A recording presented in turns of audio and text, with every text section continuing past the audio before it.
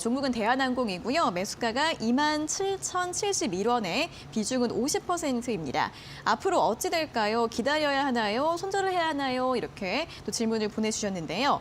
자, 일단 대한항공이 오늘 딱 보합권에서 24,400원으로 마감을 해서 조금 손실 중이시고요. 일단 항공주들이 뭐 리오프닝에 대한 기대감이나 여행 수요가 증가하다 보니까 여기에 대해서 기대감은 있긴 하지만 또 오늘은 목표 주가 하향 리포트가 나왔는데 4분기에 또 화물 매출이 감소했다라는 또 부정적인 분석도 나오고 있는 상황입니다. 전문가님은 호재랑 악재랑 같이 있는 것 같은데 어떻게 봐야 될까요? 네, 일단은 화물에 대한 수요와 관광객에 대한 수요를 어느 정도 수합을 해서 좀 보시는 게 좀 좀 이렇게 좋다라고 좀 생각이 좀 듭니다. 네. 일단 대한항공 같은 경우에는 코로나 여파에 따른 화물 운송에 따른 수요 증가와 이런 부분들이 어느 정도 실적에 대한 부분을 좀 받쳐주었거든요.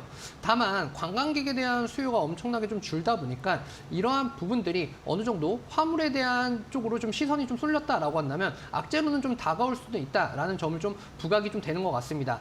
하지만 대한항공 같은 경우에 2019년도에 여행객, 관광객에 대한 수요라던가 이런 부분을 좀 피크로 좀 찍었다라고 하는 관점으로 좀 본다라고 한다면 23년도 같은 경우에는 이 수요의 한 70에서 80% 정도까지는 이 수요를 맞출 수 있을 것이다 라고 좀 보고 있습니다.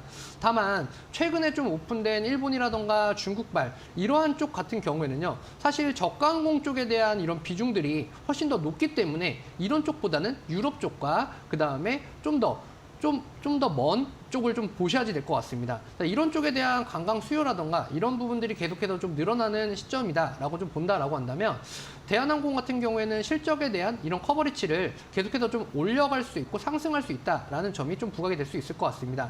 특히나 이제 합병에 대한 이슈들이 영국 쪽과 중국 쪽 이러한 쪽들이 계속해서 좀 이제 사실상 합병 승인이라던가 이런 부분이 좀 나타나게 되면서 이러한 것들에 대한 매출 빈도들을 계속해서 좀 올려갈 수 있는 그런 구간들이 좀 맞춰질 수 있을 것 같다라는 관점으로 좀 보시면 될 것 같아요. 특히나 22,000원 구간에서 지금 24,000원 구간까지 계속해서 좀 올라오고 있다는 거는 어느 정도 악재에 대한 부분들은 이미 선반영이 좀 되었다라는 부분들로 좀 보시면 될 것 같고요. 특히나 이번 실적에 대한 부분들이 좀 이제 나타나기 시작을 하고 숫자적인 부분들을 좀 찍히기 시작을 하면서 대한항공은 계속해서 좀 확실한 매출처에 대한 수익들이 계속해서 좀 올라갈 수 있는 부분들을 좀 마련할 수 있다라고 좀 볼 수 있을 것 같습니다. 그래서 지금 고민에 대한 부분들은 조금은 고점에서 조금 많이 매수하신 그러한 부분들이 좀 있기는 해요. 근데 하지만 확실한 관광객에 대한 수요들을 가지고 있는 대한항공이기 때문에 이러한 것들은 시간적인 부분이 좀 해결을 해줄 것이다 라고 좀 보시고 여유 있는 마음가짐으로 좀 보신다라고 하시면 충분히 매수 가격 이상을 얻어가실 수 있을 것이다 라는 관점으로 좀 분석을 해드리도록 하겠습니다.